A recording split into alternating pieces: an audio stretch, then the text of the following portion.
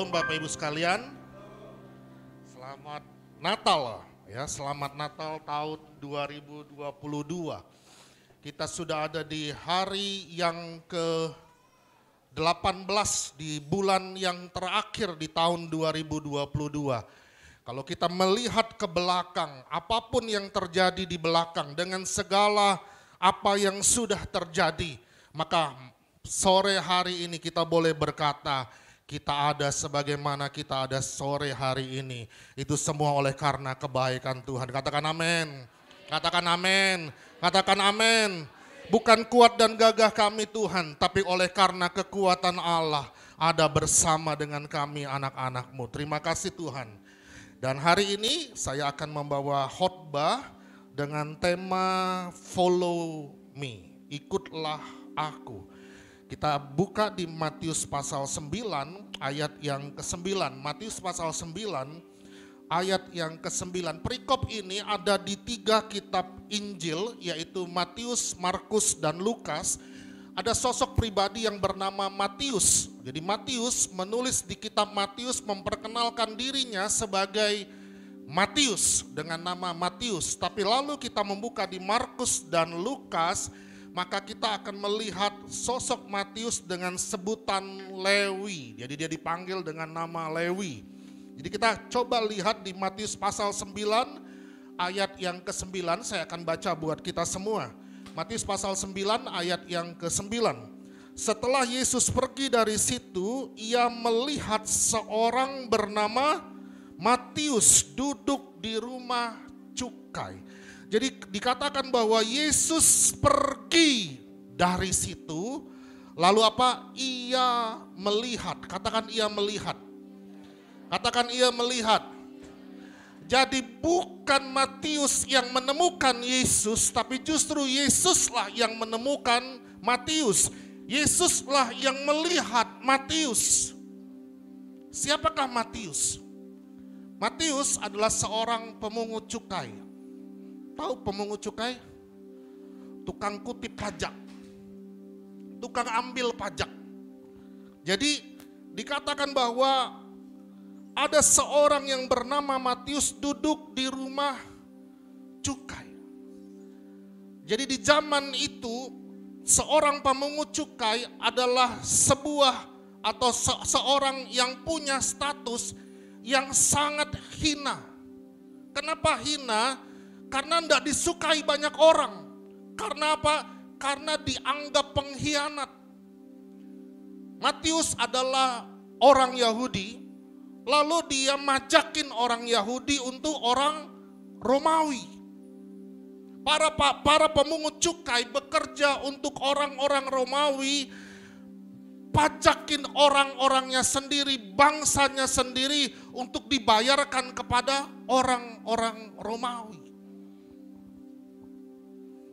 Dianggap sebuah profesi yang jahat, sebuah status yang tidak baik. Bahkan ada beberapa penafsir mengatakan lebih jelek dari seorang wanita pelacur. Tapi Yesus mau datang. Yesus mau datang kepada seorang yang bernama Matius yang sedang duduk di rumah cukai. Jadi Yesus ketemu Matius bukan di pinggir jalan atau di dalam pekarangan rumah atau di dalam rumah, tapi dia ketemu Matius di mana? Di rumah cukai. Yesus ketemu Matius di rumah cukai. Kira-kira waktu Yesus datang ke rumah cukai itu banyak orang enggak yang lihat dia? Banyak orang yang lihat Yesus. Banyak orang yang lihat Yesus berjumpa dengan Matius. Lalu ia berkata apa? Ikutlah aku. Yesus tidak lihat masa lalu Matius. Dia tidak lihat masa lalumu. Dia tidak peduli masa lalumu.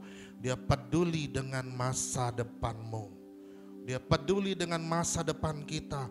Dia peduli dengan masa depan anak-anak kita. Dia peduli dengan masa depan generasi kita. Dia tidak lihat latar belakangmu.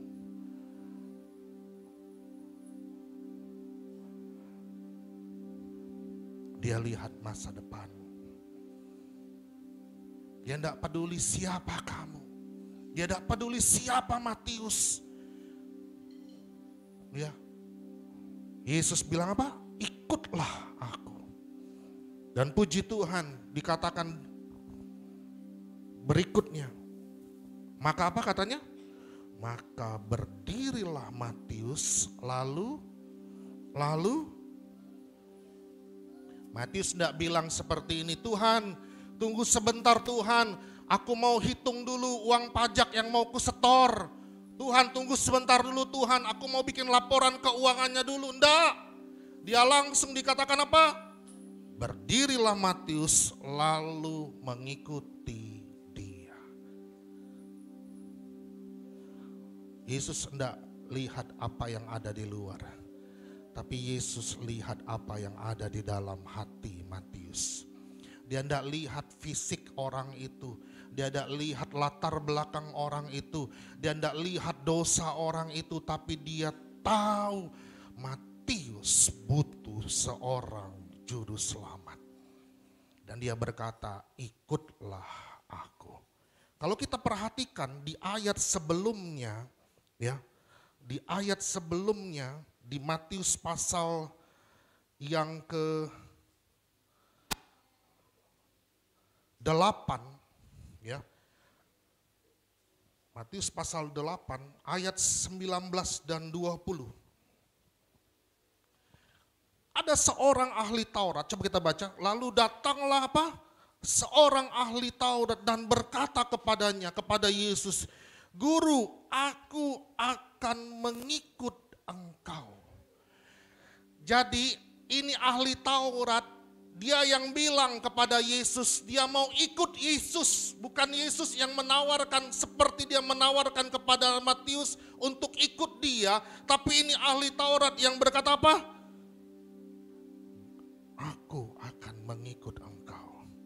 Kemana saja engkau pergi. Lalu apa kata Yesus? Coba perhatikan. Yesus berkata kepadanya, serigala mempunyai liang dan burung mempunyai sarang, tetapi anak manusia tidak mempunyai tempat untuk meletakkan kepalanya. Bapak Ibu, mari perhatikan ini. Siapa yang lebih layak sesungguhnya? Apakah Matius atau ahli Taurat? Tahu ahli Taurat? Ahli Taurat itu adalah pemuka agama. Dia tahu isi Alkitab. Dia tahu isi kitab-kitab. Tapi Yesus tidak peduli dengan tawaran ahli Taurat itu. Tapi dia lebih peduli untuk bawa seorang Matius, seorang pemungut cukai untuk ikut dia. Perhatikan Bapak Ibu sekalian. Perhatikan saudara sekalian. Yesus berkata apa? Serigala mempunyai liang dan burung mempunyai sarang, tetapi anak manusia tidak mempunyai tempat untuk meletakkan kepalanya. Puji Tuhan, dia lihat hati, bukan dia lihat fisik. Dia tidak lihat kondisi dan keadaan si Matius. Kalau mau lihat kondisi dan keadaan, harusnya ahli Taurat itu yang ikut Yesus. Tapi justru pemungut cukailah. Justru Matiuslah ikut Yesus. Ini menarik. Lalu di ayat seterusnya dari Matius pasal 9 tadi, ayat yang ke-10 dikatakan apa? Sebelum baca ayat yang ke-10, coba bandingkan Matius pasal 9 ayat 9 ini dengan Lukas 5 ayat 28. Apa dikatakan? Maka berdirilah Lewi, berdirilah Matius dan meninggalkan apa? Meninggalkan apa? Segala sesuatu. Katakan segala sesuatu. Meninggalkan segala sesuatu lalu mengikuti Yesus. Ini bicara bukan tentang ikutlah aku secara hurufiah. Orang berpikir ikutlah aku, itu Matius langsung ikut Yesus, bukan. Ini bicara meninggalkan profesi yang lama, meninggalkan pekerjaan yang lama, meninggalkan identitas yang lama, lalu mengikut Yesus.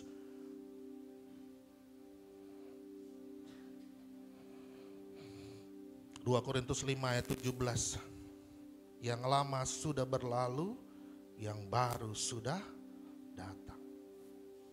Aku melupakan segala yang ada di belakangku, kata Paulus, serta mengarahkan kepada hidupku yang di depanku. Apa yang di depan? Yesus.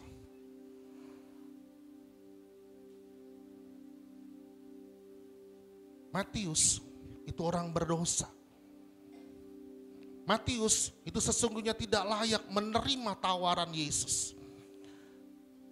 Tapi justru Matiuslah yang ditemukan oleh Yesus. Bapak Ibu sekalian, Matius itu adalah gambaran kita orang percaya. Bukan tentang kita yang mencari Dia, bukan tentang kita yang menggapai Dia. Adakah di dalam dunia ini manusia yang bisa menggapai Dia yang suci dan kudus itu? Yang ada di sorga itu? Tidak ada. Karena tidak ada seorang pun yang mampu, tidak ada seorang pun yang layak. Maka Dia turun ke dalam dunia untuk kita orang berdosa. Coba bayangkan kalau Dia tidak turun, apakah kita dapat menjangkau kasih-Nya? Tidak. Ini bukan tentang kita yang menjangkau kasih-Nya, tapi ini tentang Dia yang menjangkau kita.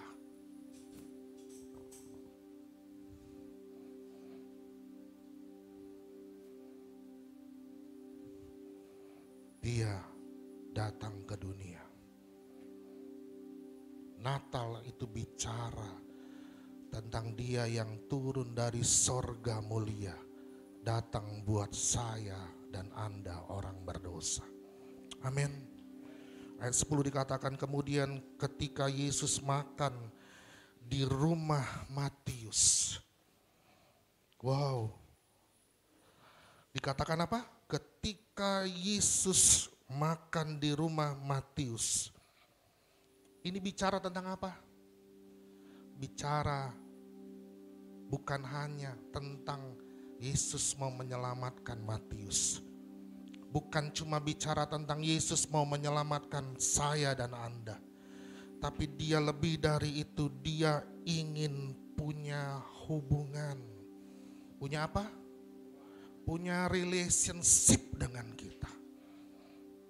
Dia datang ke rumah Matius orang berdosa. Dia datang kepada Matius, ke dalam rumah Matius sang pemungut cukai itu. Dia mau duduk makan bersama-sama dalam sebuah perjamuan. Itu bicara tentang hubungan. Dia bukan cuma datang ke dalam dunia ini untuk menyelamatkan kita orang berdosa, tapi Dia mau intim, mau dekat dengan kita. Katakan amin. Bukan kita yang meraih Dia, tapi Dia yang sudah meraih kita. Dia yang sudah datang ke dalam rumah Matius. Dia yang sudah datang ke dalam kehidupan kita. Dan Dia mau makan bersama-sama dengan Matius.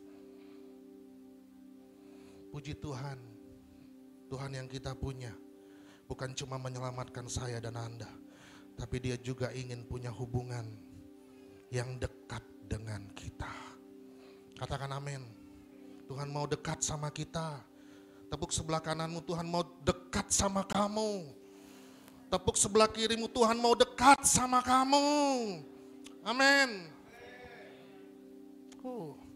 Dia betul-betul mengasihi saya dan Anda. Sekali lagi, ini bicara tentang relationship. Ini bicara tentang hubungan. Dia mau intim dengan saya dan Anda. Lalu dikatakan apa? Datanglah banyak pemungut cukai dan orang berdosa dan makan bersama-sama dengan Dia dan Matius. Waktu Yesus panggil dia, itu sudah luar biasa sukacitanya, bahagianya. Dan ditambah waktu Matius mau datang ke dalam rumahnya, dia undang semua apa? Teman-temannya pemungut cukai. Dia undang semua orang berdosa. Untuk apa? Untuk makan bersama-sama dengan Yesus. Coba bayangkan ini Bapak Ibu sekalian. Beberapa minggu yang lalu, ya anak-anak youth di sini menang main futsal. Ya. Senangnya luar biasa, bahagianya luar biasa. Oh, semangatnya luar biasa. Tapi saya membayangkan ini bukan tentang apa? Menang permainan bola. Ya, malam ini final. Ketawa Pak Elia. Pak Elia, Prancis atau Argentina?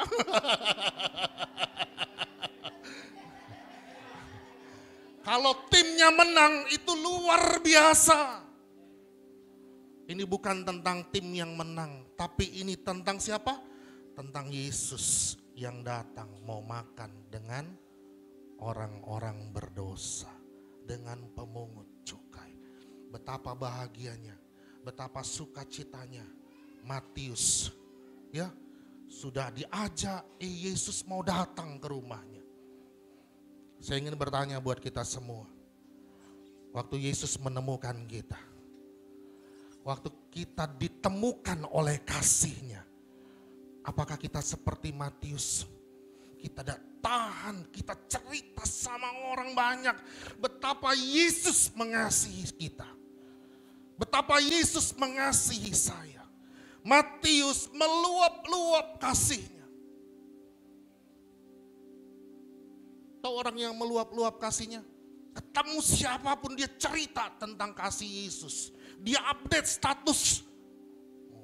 Update status sekarang ya. Update status tentang kasih Yesus. Amin. Amin.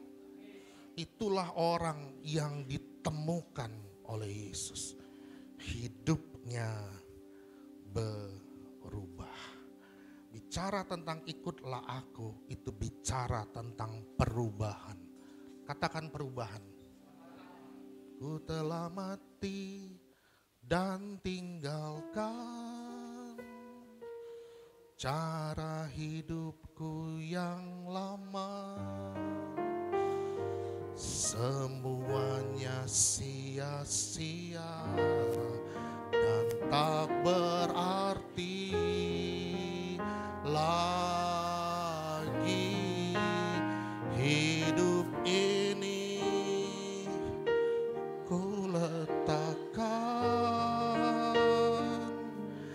pada mezbah-Mu ya Tuhan. Jadilah padaku seperti yang Kau ingini. Waktu Yesus menemukan kita, waktu kasih-Nya menemukan kita, kita mendapatkan identitas yang baru di dalam Dia. Amin. Amin. Dulu kita orang berdosa. Dulu saya jauh dari jalan sorga. Orang yang terhilang dan susah. Namun oleh cinta. Apa kata lagi? Tuhan beri waktu, Tuhan tolong saya. Puji Tuhan. Bukan kita dengan usaha kita meraih Dia. Bisakah manusia meraih Dia? Kalau ada manusia yang bisa raih Dia, maka tidak perlu Yesus turun ke dunia. Betul? Tapi karena tidak ada manusia yang bisa raih Dia, yang bisa mencapai sorga, maka Yesus datang turun ke dunia. Maka Dia jadi sang juru selamat itu. Katakan amin. Maka dia jadi juru selamat buat saya dan Anda. Lalu dikatakan di ayat yang 11, pada waktu orang Farisi melihat hal itu. Apa? Berkatalah mereka kepada murid-murid Yesus, mengapa gurumu makan bersama-sama dengan pemungut cukai dan orang berdosa? Jadi ada orang-orang Farisi, ada orang-orang yang tidak suka lihat Yesus datang kepada orang berdosa, datang kepada pemungut-pemungut cukai, duduk makan bersama dengan mereka. Mereka mulai bisik-bisik, mereka mulai berkata, dia kan orang berdosa. Lalu kenapa Yesus makan bersama dengan mereka? Ingat Bapak Ibu sekalian, tidak ada seorang pun standarnya bisa meraih standarnya Allah. Betul? Kalau tidak ada yang bisa meraih standarnya Tuhan, adakah orang yang bisa menghakimi orang lain? Ada orang Farisi. Jadi kalau ada orang di antara kita, ya, ada yang suka ngomongin orang lain atau menghakimi orang lain, kasih ingat sama orang itu, kita pun sebetulnya tidak layak. Pandang bukan pandang orang yang tidak berlayak itu, tapi pandang kepada Tuhan yang kudus, suci dan mulia itu. Standar itu mampukah kita raih? Tidak mampu. Waktu kita tahu kita tidak mampu raih, kita tidak berani menghakimi orang lain. Tapi ini Farisi, orang Farisi bisa hakimi orang lain. Bisa hakimi Matius, si pemungut cukai dan semua orang berdosa. Lalu Yesus berkata di ayat yang ke-12, Yesus mendengarnya dan berkata, apa katanya? Bukan orang sehat yang memerlukan tabib, tetapi orang Matius. Secara fisik mungkin dia sehat, tapi secara rohani, secara psikis, dia dibenci banyak orang, dia dikucilkan oleh banyak orang, dia juga merasa berdosa. Dia tidak sehat secara rohani, dia tidak sehat secara psikis. Tapi puji Tuhan, Yesus berkata, bukan orang sehat yang memerlukan tabib, tapi apa? Orang sakit. Jadi pergilah dan pelajarilah arti firman ini. Jadi Yesus ini ngomong sama siapa ini? Sama orang Farisi. Tapi Yesus bilang apa? Pergilah dan pelajarilah arti firman ini. Bukankah orang Farisi itu dia jago Taurat Tuhan? Tapi kenapa Yesus berkata seperti ini? Dan lalu Yesus berkata lagi apa? Yang ku kehendaki ialah belas kasihan dan bukan persembahan. Karena aku datang bukan untuk memanggil orang benar, melainkan banyak orang merasa dirinya benar. Dan orang yang merasa dirinya benar itu tidak butuh juru selamat. Tapi kita yang tahu kita adalah orang berdosa, maka kita tahu kita butuh juru selamat. Butuh Yesus dalam kehidupan kita. Kita bersyukur dia telah lahir ke dalam dunia ini. Lambang pemerintahan ada di atas bahunya. Dia datang, dia mempersembahkan hidupnya yang suci dan mulia itu. Menjadi korban persembahan di atas kayu salib. Satu kali untuk selama-lamanya. Dia sudah membayar semua hutang dosa kita. Sehingga kita tidak lagi seperti orang-orang di dalam perjanjian lama. Yang harus melakukan korban sembelihan setiap kali kita berdosa. Tapi puji Tuhan, dia lahir, dia mati di atas kayu salib, dia datang untuk menebus saya dan Anda orang berdosa. Satu kali untuk selama-lamanya. Sehingga setelah di perjanjian baru, setelah salib itu, setelah kebangkitan itu, Dia adalah korban yang sempurna, korban yang satu kali untuk selama-lamanya bagi kita. Sehingga kita tidak perlu lagi mengadakan korban sembelihan yang berulang-ulang seperti orang-orang di perjanjian lama. Karena apa? Karena korban yang seperti itu tidak cukup membayar hutang dosa saya dan Anda. Yesus telah lahir ke dalam dunia ini, lambang pemerintahan berada di bahunya. Dia lahir untuk kita, orang berdosa. Dia datang, dia ajak kita untuk ikut dia. Maukah saya dan Anda seperti Matius meresponi panggilannya, meninggalkan kita yang lama, lalu ikut Yesus. Yesus adalah jawaban, Yesus adalah harapan bagi kita orang percaya. Amin. Dunia hari-hari ini sedang heboh. Heboh apa? Di Indonesia heboh tentang gempa hari-hari ini. Katanya tiket tidak laku. Tidak banyak orang keluar kota karena takut gempa katanya. Tidak banyak yang mau liburan. Bapak Ibu liburan enggak? Karena takut gempa. Pak Elia jadi berangkat? Kita berpengharapan di dalam Yesus. Siapakah yang bisa lari dari kecelakaan maut seperti itu? Tidak ada yang tahu. Tapi waktu kita tahu kita ada di dalam Dia, kita tahu harapan kita ada di dalam Dia. Tidak ada takut. Tahun depan orang memprediksikan apa? Tahun resesi. Semua orang prediksi. Saya mau berkata, kita tidak hidup oleh prediksi manusia, tapi kita hidup oleh apa yang dikatakan firman Tuhan. Amin. Sehingga kita tidak takut dengan segala prediksi itu, karena kita tahu firman Tuhan menjamin kehidupan saya dan Anda. Amin. Amin.